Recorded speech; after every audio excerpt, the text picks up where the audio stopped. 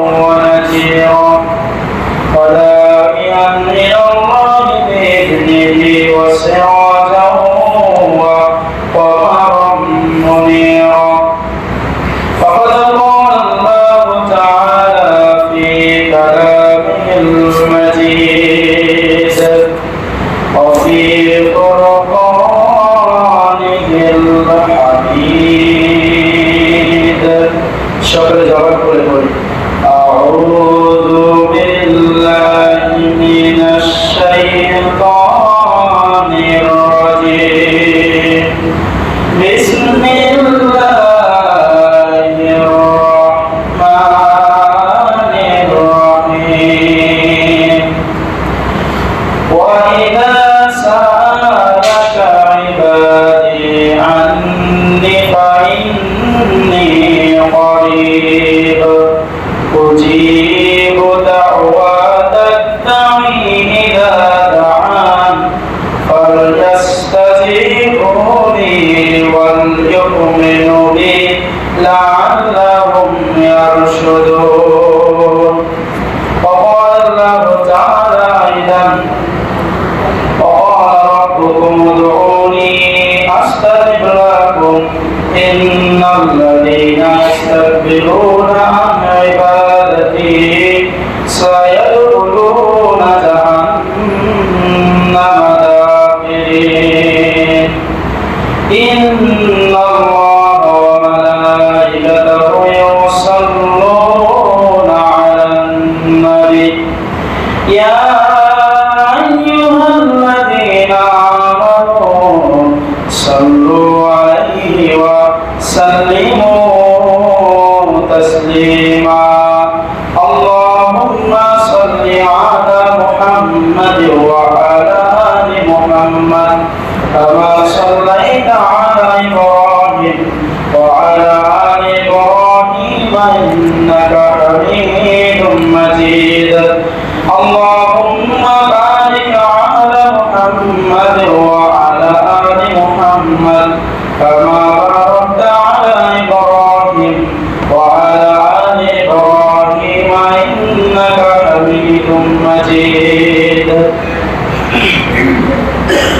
মনটা যদি হইতো বোবাল হাওয়া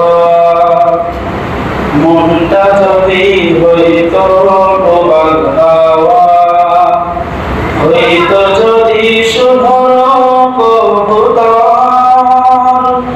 মেঘের ডানায় পাঠিয়ে দিতাম মদিনার পথে যেথায় আমার প্রিয় নবী ঘুমাইতে অন্তর যেথায় আমার প্রিয় নবী ঘুমাইতে অন্তর মনটা যদি হইতো বোবাল হাওয়া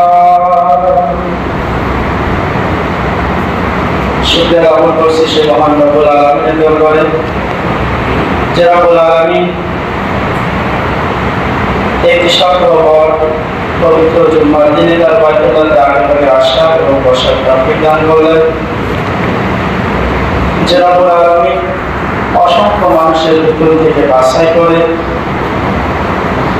তার বাইতুল্লাহ পর্যন্ত আগেভাগে আসার তৌফিক দান করলেন হৃদয়ের সবটুকু আগে উজাড় করে দিয়ে সে রব্বুল আলামিনের প্রশংসা জ্ঞাপন করছি আমরা সকলে করছি আলহামদুলিল্লাহ দুরূদ এবং সালাম বর্ষিত মহান মানবতার মুক্তি শাফায়াতের কান্ডারি যে নবীর ইত্তেবা অনুসরণ শাফায়াত ছাড়া আমরা জান্নাতে প্রবেশ করতে পারবো না সেই নবীর প্রতি দুরূদ এবং সালাম আমরা সকলে করছি সাল্লাল্লাহু আলাইহি ওয়াসাল্লাম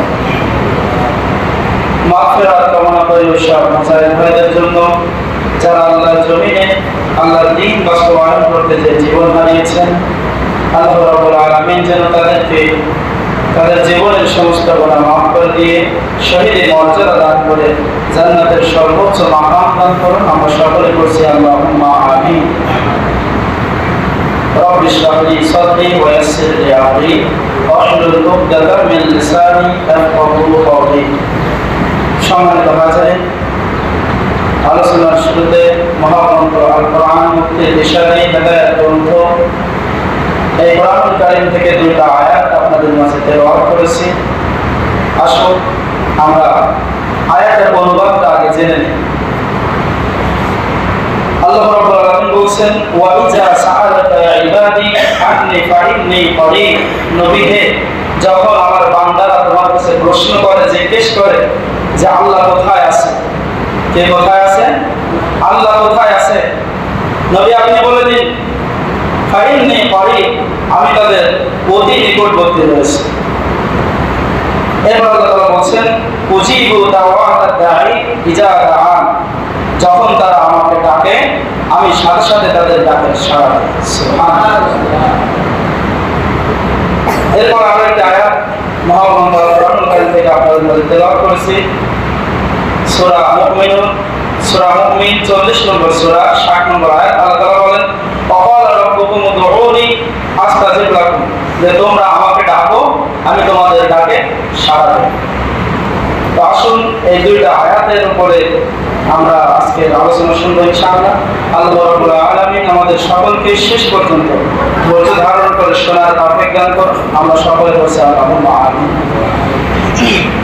সকলে উপস্থিতি, প্রথম যে আয়াতটি আপনাদের মাঝে আমি তেলাওয়াত করেছি এবং অনুবাদ করেছি, আয়াতটি মহাগ্রন্থ আল কোরআনের 2 নম্বর সূরা, সূরা বাকারার 186 নম্বর আয়াত।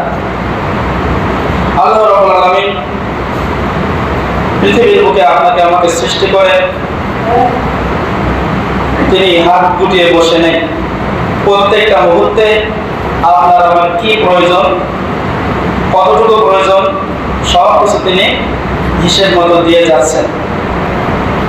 এই পৃথিবীর বুকে আমরা অনেক সময় অনেক দোয়া করি আল্লাহ তাআলার কাছে, কিন্তু সব দোয়া আমাদের কিন্তু কবুল হয় না।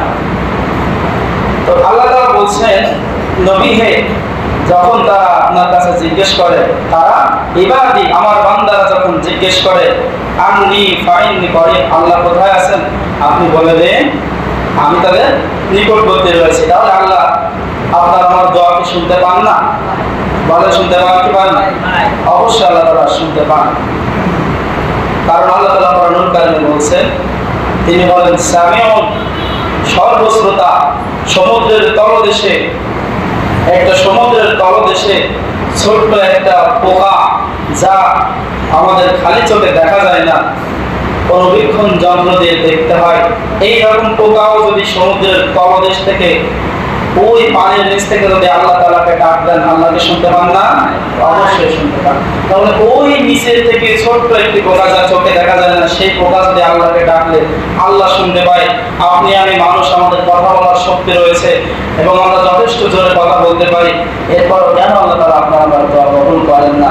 প্রশ্ন আসতে আসেন, এত দোয়া করি কেন কবুল হয় না? এই দোয়া কবুল হওয়ার জন্য কয়েকটি শর্ত রয়েছে, যে শর্তগুলো না থাকার কারণে আপনার আমার অসংখ্য হাজার হাজার দোয়াগুলো কবুল হয় না। সম্মানিত উপস্থিতি, একটা ঘটনার কথা মনে পড়ে গেল। পাকিস্তানের একজন ডক্টর, নাম হলো আবু সাইদ। মনোযোগ দিয়ে শুনবেন, ঘটনাটি খুবই শিক্ষণীয় এবং গুরুত্বপূর্ণ। নাম হলো ডক্টর আবু সাইদ। এই সম্প্রতি ক্যান্সার হলে কিভাবে সেটা প্রতিরোধ করতে হবে সেই ধরনের একটা ঔষধ তিনি তৈরি করেছেন। এই ঔষধ তৈরি করার কারণে বাইরের দেশ থেকে তাকে সংবর্ধনা, পুরস্কার দেওয়ার জন্য ঘোষণা দেওয়া হয়েছে। তাকে পুরস্কার দেওয়ার জন্যই বাইরের দেশে বিশাল একটা অনুষ্ঠানের আয়োজন করা হয়েছে। ডক্টর আবু সাইদ ওই পুরস্কার সংবর্ধনা নেওয়ার জন্য তিনি পাকিস্তান থেকে বিমানে উঠেছেন, সেই দেশে যাচ্ছেন। বিমানে ওঠার পরে তিনি বলছেন, আমার অনুভূতি এমন হলো, আমি আগেও বিমানে চড়েছি কিন্তু এইবারের অনুভূতিটা একদম অন্যরকম। আমি যখন বিমানে উঠলাম, মনে মনে ভাবলাম আল্লাহ তাআলা আমাকে এতটাই সম্মান দিয়েছেন যে আজকের একটা ঔষধ তৈরি করার কারণে আমাকে এই সম্মান দেওয়া হচ্ছে। বিমান ছাড়লো, বিমান ছাড়ার 1 ঘন্টা পরে বিমানের ভিতর থেকে ঘোষণা আসলো যে আমাদের বিমানে ত্রুটি দেখা দিয়েছে, যান্ত্রিক ত্রুটির কারণে বিমান আর সামনে এগোবে না। তখন সবাইকে বলা হলো আপনারা সিট বেল্টটা শক্ত করে বেঁধে নেন, আশেপাশে নিকটে আমাদের যেখানে বিমানবন্দর আমরা দেখতে পাবো সেখানে আমরা আমাদের বিমানটা নামিয়ে দেব। আশেপাশে একটা বিমানবন্দরে যখন প্লেনটা নামানো হলো, ওই দিনই তার অনুষ্ঠানে যোগ দেওয়ার কথা। এখন বিমান রাখার সাথে সাথে তিনি ইমিগ্রেশন কাউন্টারে চলে গেলেন, জিজ্ঞাসা করলেন যে পরবর্তী ফ্লাইট কতক্ষণ পরে। ইমিগ্রেশন কাউন্টার থেকে বলা হলো পরবর্তী ফ্লাইট 16 ঘন্টা পর। এই দীর্ঘ সময় অপেক্ষা করলে অনুষ্ঠান শেষ হয়ে যাবে। এদিকে যে বিমানটি নষ্ট হয়ে গিয়েছে এটা ঠিক হতে পুরো একদিন সময় লেগে যাবে। এখন তিনি চিন্তায় পড়ে গিয়েছেন। ডক্টর আবু সাইদ তিনি বললেন, তাহলে এখন আমার উপায়? ইমিগ্রেশন কাউন্টার থেকে তাকে বলা হলো, আপনি যেখানে এসেছেন আর মাত্র 5-6 ঘন্টার পর আপনি একটা দ্রুতগামী প্রাইভেট কার নিয়ে চলে যান। Doctor Abu Saeed immigration counter থেকে আর মাত্র কোন সময় বিলম্ব না করে তিনি বাইরে চলে আসলেন, একটা প্রাইভেট কার ভাড়া করলেন। প্রাইভেট কারে তিনি যখন যাচ্ছেন, যেতে যেতে কিছু দূর যাওয়ার পরে হঠাৎ করে আল্লাহ রাব্বুল আলামিন ঘূর্ণিঝড় শুরু করে দিয়েছেন। কি শুরু হয়ে গিয়েছে? ঘূর্ণিঝড় শুরু হয়ে গিয়েছে। এই ঘূর্ণিঝড় এত তীব্র হলো, ড্রাইভার বলছে যে স্যার আপনাকে নিয়ে আমি আর সামনে এগোতে পারবো না, সম্ভব নয়। গাছপালাগুলো ভেঙে ভেঙে পড়ছে, দালানগুলো নরমাল দালানগুলো ভেঙে পড়তেছে। এমন অবস্থায় তাকে বলা হলো আমরা আর এগোতে পারবো না। ডক্টর আবু সাইদ নাসর বান্দা বলছে যে কোনো সমস্যা নেই, তুমি এর ভিতরে চলো। কিছুক্ষণ পরে এত তীব্রতা দেখা দিল, তখন তাকে বলা হলো যে আর সামনে মোটেই এগুলো সম্ভব নয়। তখন ডক্টর আবু সাইদ ভাবতেছে যে পুরস্কার বেঁচে থাকলে জীবনে আবার পাওয়া যাবে, আগে জীবনটা তো বাঁচায়। তিনি বললেন ঠিক আছে, তাহলে একটা বাড়ি দেখে, একটা ঘর দেখে আমাদের গাড়িটা পার্কিং করো, আমরা আপাতত এই সময়টুকু সেখানে আশ্রয় নেব। ডক্টর আবু সাইদ এবং সে ড্রাইভার যখন রাস্তার ধারে গাড়ি পার্কিং করে একটা বাড়ির কাছে যে সালাম দিল, ভেতর থেকে আওয়াজ আসলো একটা বৃদ্ধা মহিলা। তাকে বলা হলো, বলিমা আমরা মেহমান, আমাদেরকে কিছুক্ষণ সময় দিন, আমরা আশ্রয় নিতে চাই। বলিমা দরজা খুলে দিলেন এবং তাকে বললেন আপনার বাড়িতে কোন পুরুষ আছে কি? যেহেতু তিনি একজন মুসলিম এবং খুবই শিক্ষিত একজন ডক্টর, পুরুষ না থাকলে তিনি ঠকবেন না এরকম চিন্তা করেছিলেন। কিন্তু এমন প্রতিকূল, এমন আবহাওয়া এমন ছিল, তাদের অনুকূলে ছিল না। যার কারণে বলিমা বললেন আমার বাড়িতে কোনো পুরুষ নাই, তবে আপনারা আসেন, কোনো সমস্যা হবে না।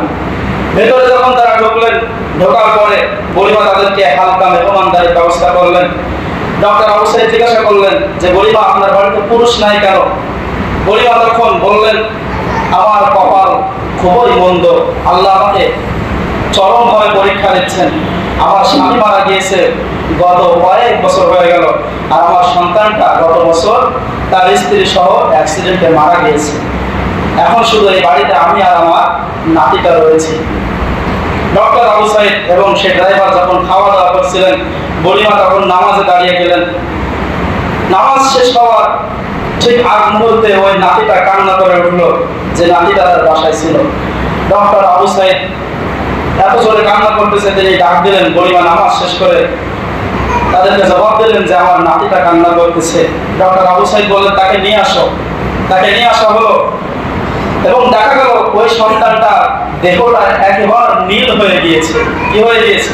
নীল হয়ে গিয়েছে।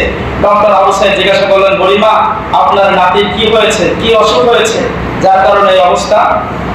বলিমা তখন বললেন যে বাবা আমি তো তোমাদের চিনি না, আমার নাতিটা তার বাপ মা অ্যাক্সিডেন্টে মারা গিয়েছে, সে আমার কাছে মানুষ হচ্ছে, কিন্তু আল্লাহ তাআলার কি পরীক্ষা, তাকে আল্লাহ তাআলা ক্যান্সার নামক রোগ দিয়েছে। ডক্টর আবু সাইদ তখন বললেন আপনি কি কোনো ডাক্তার দেখান নাই? বলিমা বলছে আমি ডাক্তার দেখিয়েছি, কিন্তু কোনো ডাক্তার এটা সারাতে পারে নাই। তারা বলেছে যে পাকিস্তানে একজন ডক্টর রয়েছে, এই ডক্টরের কাছে গেলে সুস্থ হতে পারে, তিনি এই ক্যান্সারের প্রতিষেধক তৈরি করেছেন। বলিমা তখন বলছেন আমার কাছে এত টাকা নেই যে আমি সেই পাকিস্তানে যেয়ে আমার নাতিকে চিকিৎসা করাবো, এজন্য আমি প্রত্যেক ওয়াক্তে এমনকি তাহাজ্জুদের রক্ত আল্লাহ তাআলার কাছে কান্না করি আর বলে, আল্লাহ তুমি আমার একটা ব্যবস্থা করে দাও। আমি জানি যে দুনিয়ার কেউ একে সুস্থ না করতে পারলো, তুমি তাকে সুস্থ করতে পারো। আল্লাহ তুমি তাকে একটা ব্যবস্থা করে দাও। এইভাবে আমি অকাতরে দোয়া করে যাচ্ছি। ডক্টর আবু সাইদ তখন চোখ দিয়ে তার পানি বেরিয়ে আসলো। ডক্টর আবু সাইদ বলছে, বুড়িমা আপনি কসম করে বলেন তো যে সেই ডাক্তারের নাম কি? তিনি বললেন, ডক্টরের নাম হলো আবু সাইদ, যে পাকিস্তানে তার ক্যান্সারের প্রতিষেধক তৈরি করেছে। কিন্তু আমি নিরীক্ষা মানুষ, আমার স্বামী সন্তান কেউ বেঁচে নাই, আমার কাছে এত টাকাও নাই সে পাকিস্তানে আমি যাব। ডক্টর আবু সাইদ তখন বলছে, বুড়িমা আপনাকে আর যাওয়া লাগবে না। আল্লাহ রাব্বুল আলামিন, আমি বুঝতে পেরেছি কি কারণে আমার বিমানটা নষ্ট হয়ে গেল, কি কারণে প্রাইভেট কার আর সামনে এগোতে পারলো না, ঝড় শুরু হলো। সেই মালিক আপনার দোয়া কবুল করে আপনাকে যাওয়া লাগবে না, আপনার সামনে আপনার সেই ডাক্তারকে টেনে টেনে নিয়ে এসেছেন। সুবহানাল্লাহ।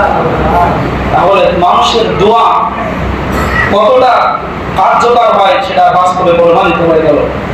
তো সম্মানিত উপস্থিতি, দোয়া করতে করতে আমাদের, আমি বলছিলাম প্রথমে 5টা শর্ত রয়েছে। এই 5টা শর্তের প্রথম শর্ত হলো, যখন আপনি আমি কোনো কিছু দোয়া করব আল্লাহ তাআলার কাছে, কোনো হারামের সাথে সম্পৃক্ততা রাখা যাবে না, হারাম কামাই করা যাবে না, হারাম জিনিস খাওয়া যাবে না, হারাম করা যাবে না। হারাম থেকে বেঁচে যদি হালাল পথ অবলম্বন করে আপনি আমি দোয়া করি, সেই দোয়া আল্লাহ তাআলা আরশে আজিমে পৌঁছে যাবে। সম্মানিত উপস্থিতি, আমি দোয়া কবুলের শর্তগুলো একটু সংক্ষেপে বলি যেহেতু সময় কম। 2 নম্বরে যে শর্ত আমাদের পালন করতে হবে সেটা হলো নিরাশ হওয়া যাবে না। অনেকে বলে যে এত দোয়া করি দোয়া কবুল হয় না, বলে কিনা? অনেক সময় দোয়া করতে করতে যখন কবুল হয় না আর দোয়া করে না। তো আল্লাহ রাসূল বলছেন বুখারীর 6340 নম্বর হাদিস, যে তোমরা যখন দোয়া করবে, দোয়া করতে করতে তোমরা নিরাশ হয়ো না, হতাশ হয়ো না। আল্লাহ রাব্বুল আলামিন অবশ্যই দোয়া কবুল করবেন। দোয়া কবুলের 3টা ক্ষেত্র। আপনি যে জন্য দোয়া করলেন আল্লাহ তাআলা হয়তো বা সাথে সাথে সেটা দিতে পারেন, সাথে সাথে যদি না দেয় তাহলে এর ফলাফল আল্লাহ তাআলা আখিরাতে দেবেন। আর আখিরাতে যদি না হয় তাহলে এই দোয়ার বিনিময়ে আল্লাহ তাআলা আপনার আমার জীবনে বড় গুনাহগুলো তিনি মাফ করে দিতে পারেন। সম্মানিত উপস্থিতি, দোয়া করার ক্ষেত্রে আমাদেরকে হতাশ হওয়া যাবে না। 3 নম্বরে, আল্লাহ রাব্বুল আলামিনের যে হুকুম আল্লাহ তাআলা আমাদের দিয়েছেন, যে নিষেধগুলো করেছেন, এই হুকুম আহকাম নিষেধ থেকে আমাদেরকে বেঁচে থাকতে হবে। 4 নম্বরে, আত্মীয়তার বন্ধন ছিন্ন করা যাবে না। কি ছিন্ন করা যাবে না? আত্মীয়তার বন্ধন ছিন্ন করা যাবে না। আজকে পৃথিবীটা যত ডিজিটাল হচ্ছে, আত্মীয়তার বন্ধন তত দৃঢ় হচ্ছে নাকি ছিন্ন হচ্ছে? ছিন্ন হচ্ছে।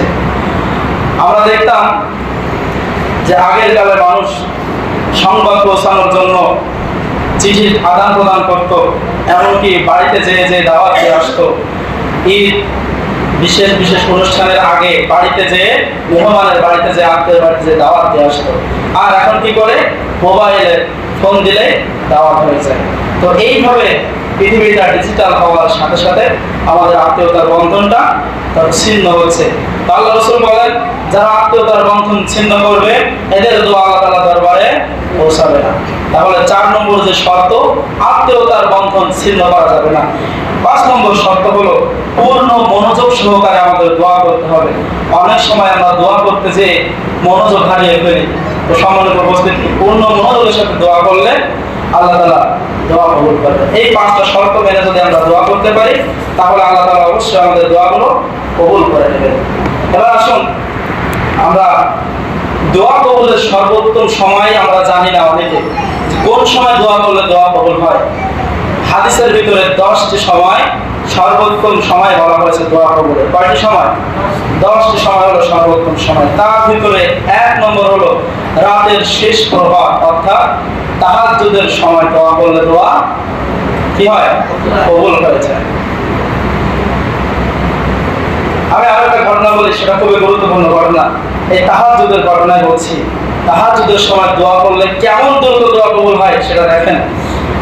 মিশরের একজন দাঈ ইলাল্লাহ, একজন আলেম ছিলেন, যিনি সমস্ত আমাদের দেশে যেমন আলেমরা বিভিন্ন জায়গায় ওয়াজ করে বেড়ায় কিনা বলেন তো? মিশরের একজন দাঈ ছিলেন, শায়েখ ছিলেন, নাম ছিল তার শায়েখ মুহাম্মদ আস-সাউদ। ইনি বিভিন্ন জায়গায় ওয়াজ করে বেড়াতেন, জুম্মার খুতবা দিতেন। তেমনই একদিন তিনি জুম্মার খুতবার দাওয়াত পেলেন। তিনি তার বাসা ছিল মিশরের উত্তর দিকে এবং দাওয়াত পেয়েছেন মিশরের দক্ষিণ দিকে।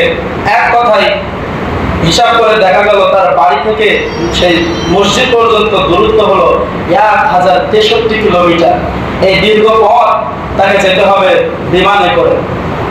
তার বাড়ি থেকে বিমানবন্দরের দূরত্ব 4-5 ঘন্টার পর তিনি যখন জুম্মার খুতবা দিতে যাবেন, ওই দিন সকালবেলায় তার ফ্লাইট ভোর 5:30টায়। কখন? ভোর 5:30টায় তার ফ্লাইট। এখন যদি তিনি ফজরের নামাজ পড়ে বাড়ি থেকে বিমানবন্দরের উদ্দেশ্যে বের হন, তাহলে 4 ঘন্টা তার ফ্লাইট তিনি ধরতে পারবেন না, মিস হয়ে যাবে। এজন্য ইনি কি করলেন, শাইখ মোহাম্মদ আস-সাউই তিনি বিমানবন্দরের আশেপাশে পরিচিত এক মসজিদে মুয়াজ্জিনকে বলে রাখলেন যে আজকে রাতে তুমি মসজিদের দরজা দিও না, মসজিদের লাইটগুলো জ্বালিয়ে রাখো, কারণ আগামীকাল জুম্মার খুতবা দিতে আমাকে অমুক শহরে যেতে হবে, আর সেই শহরে যেতে হলে আমার সকাল ভোর 5:30টায় ফ্লাইট, আমি বাড়ি থেকে পৌঁছাতে পারবো না। এই কারণে আমি রাতটা তোমার মসজিদে কাটিয়ে দিতে চাই। রাত যখন 10টা বাজে শাইখ মোহাম্মদ আস-সাউই তিনি বাড়ি থেকে বের হয়েছেন বিমানবন্দরে সেই মসজিদটার উদ্দেশ্যে। মসজিদে যখন পৌঁছাইছেন রাত তখন 2টা বাজে। কয়টা বাজে? রাত 2টা বাজে। গাড়ি থেকে নেমে তিনি যখন মসজিদের দিকে আসছেন, দেখেন দরজা খোলা আছে, মসজিদের বাতিগুলো জ্বালানো। মসজিদে প্রবেশ করার সাথে সাথে তিনি দেখতে পেলেন যে এরকম মসজিদের মেম্বারের সামনে, মেহরাবের সামনে এক ব্যক্তি সেজদায় পড়ে রয়েছে আর শিশু বাচ্চাদের মতো ফুপিয়ে ফুপিয়ে কান্না করতেছে। শাইখ মোহাম্মদ তিনি এসে তার পাশে দাঁড়ালেন। তিনি শুনতেছেন যে কি দোয়া করতেছে, জোরে জোরে কান্না করতেছে আর আল্লাহর কাছে দোয়া করতেছে, আল্লাহর কাছে সাহায্য চাচ্ছে। বলছে, আল্লাহ আমাকে সাহায্য করুন, আপনি ছাড়া আমার আর কোনো সাহায্যকারী নেই। এইভাবে দোয়া করতে আছে। শাইখ মোহাম্মদ আস-সাউই তিনি অপেক্ষা করলেন যে লোকটা কোনো বিপদে পড়েছে কিনা। নামাজ শেষ হলে তিনি তার কাছে জিজ্ঞাসা করবেন। নামাজ শেষ হওয়ার পরে যখন ব্যক্তির কাছে জিজ্ঞাসা করা হলো, ব্যক্তিটা বলতে চাচ্ছিল না। তারপর অনেক জোরাজোরিতে যখন তিনি বললেন যে আমি আল্লাহ তাআলার কাছে এই কারণে সাহায্য চাচ্ছি যে আমার স্ত্রীটা আজকে কয়েকদিন ধরে তিনি অসুস্থ, এখন তার অপারেশন করার প্রয়োজন। অপারেশন করতে হলে 15,400 পাউন্ড আমাকে দিতে হবে, কিন্তু আমার কাছে এরকম টাকা নাই। সেই কারণে আমি আল্লাহ তাআলার কাছে এসে সাহায্য চাচ্ছি। আমি জানি যে আল্লাহ তাআলা বান্দার কোনো দোয়া ফিরায় দেন না। তাহাজ্জুদের ওয়াক্তে এসে তিনি তার স্ত্রীর জন্য কান্না করতেছেন আর আল্লাহর কাছে সাহায্য চাচ্ছেন। আল্লাহ কি টাকাটা সামনে দিয়ে দেবে? তাহাজ্জুদের দোয়া কেমন কবুল হয় দেখেন। ওই শাইখ মোহাম্মদ তখন বলতেছে, ভাই আপনার কথা শুনে আমার খুবই খারাপ লাগলো, কিন্তু দুঃখের বিষয় আমার কাছে এত টাকা নাই। তুমি আল্লাহর কাছে দোয়া করো, আল্লাহ অবশ্যই তোমার একটা ব্যবস্থা করে দিবে। শাইখ মোহাম্মদ ভিতরে সালাত আদায় করে ঘুমিয়ে গেলেন। যখন ফজরের রক্ত হলো, মুয়াজ্জিন এসে আযান দিয়ে তাদের ডেকে দিলেন। ওযু করে এসে নামাজের সময় হলো, সুন্নত পড়ে ইমামতি করার জন্য ইমাম সাহেব তাকে জোরাজোরি করলো। অবশেষে শাইখ মোহাম্মদ ইমামতি করলেন। এই মসজিদের দোতলায় একটা ফ্ল্যাট ছিল, এই ফ্ল্যাটে একজন ধনী ব্যক্তি বাস করত। এই ধনী ব্যক্তি এই শাইখ মোহাম্মদকে খুবই ভালোবাসেন এবং তার ওয়াজ শোনেন বিভিন্ন জায়গায়, বিভিন্ন টেলিভিশন, মোবাইলে। যখন তার কণ্ঠ শুনতে পেলেন, তিনি তাড়াতাড়ি করে নিচে আসলেন, ফজরের সালাত আদায় করলেন। নামাজ শেষ করে যখন শাইখ মোহাম্মদ পেছনের দিকে ফিরলেন, 3 নম্বর কাতার থেকে ওই ধনী ব্যক্তিটা উঠে তার সাথে কুশল বিনিময় করলেন এবং সব কথাবার্তা শেষে শাইখ মোহাম্মদকে বলতেছেন যে আমি আপনার ওয়াজ টেলিভিশনে শুনি, আপনার কাছে আমি একটা দাবি রাখতে চাই। দাবিটা হলো এই, বিগত 1 বছর ধরে আমার যাকাতের টাকা হয়েছে, এই যাকাতের টাকাটা আমি সঠিক মানুষের কাছে পৌঁছায় দিতে চাই, কিন্তু আমি সেরকম মানুষ পাই না। আমার যাকাতের টাকা হয়েছে 15,400 পাউন্ড। সুবহানাল্লাহ। ওই লোকটার প্রয়োজন ছিল কত? 15,400 পাউন্ড। আল্লাহ কেমন করে মিলাই দিয়েছেন তাহাজ্জুদের ওয়াক্তে যে দোয়া করা হয়। তখন এই কথা যখন বললেন শাইখ মোহাম্মদ, তিনি বিশাল বড় একজন ইমাম, চোখ দিয়ে তার পানি চলে আসলো। লোকজন তখন অবাক হয়ে গেল যে কি কথোপকথন হলো যে চোখ দিয়ে পানি চলে আসলো। শাইখ মোহাম্মদ তখন বললেন, সেই লোকটাকে তিনি খুঁজতেছেন কাতারের ভিতরে কোথায় আছে। দেখার সাথে সাথে তাকে ডাক দিলেন যে সামনের কাতারে আসো। আসার পরে লোকটাকে বলল, তোমার চোখ লাল কেন, সারা রাত ধরে তুমি কান্না করেছো কেন?